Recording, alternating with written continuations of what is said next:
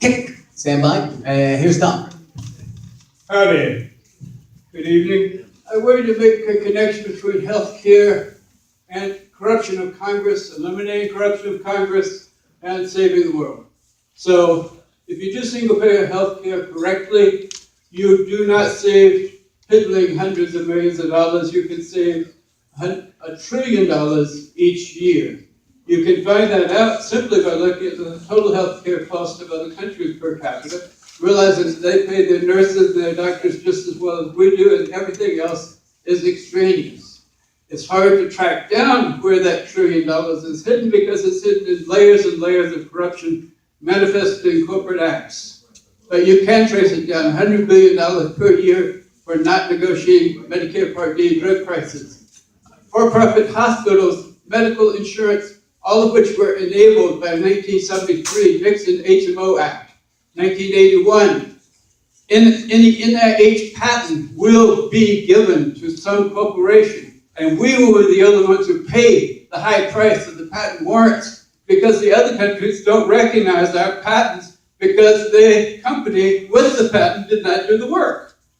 So, when you do it right, you unfold multiple layers of corruption. You get back $1 trillion reduction in the price of health care overall, and that is the linchpin that opens the floodgates. It gives you the political capital to recognize across the spectrum that we have been giving corporations money and we have been complaining about welfare to individuals, which is an absurdity. So when you open that floodgate, then you can pass an anti-corruption act which funds all candidates who choose to take vouchers by voter-owned, voter-directed voucher money. Federal money, but the cost of corruption is so much more than $30 billion per cycle that it is well justified.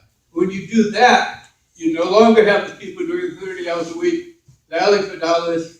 They call you. They want to visit your church. They want to visit your civic club. They want your $25 voucher. And suddenly, you are in control of the government. It does not take a constitutional amendment. It takes willpower, unity, and counting the votes. And finally, save the world. I think that's almost as important as healthcare. Yes, when you have the political capital, when you have the representatives who are representing you, it's a triviality to say, hey, we're not going to subsidize the death of our children and the fossil fuel companies, 110 companies who are destroying the world and potentially ending humanity. You can eliminate by that all exceptions to Clean Air and Water Act. Fracking disappears, pipelines disappear. By carbon taxing at the source, you eliminate all possibility of tar sands oil being profitable. Fracking results with methane going into the atmosphere become highly unprofitable. The only fossil fuels you use are the cleanest ones, and you use the money from the taxation to fund the revival of clean agriculture, regenerative farming, and solar and wind energy. So we can save the world. It starts with healthcare. Thank you. I would mention that I'm running for U.S. Congress against Ted Yoho as a Democrat.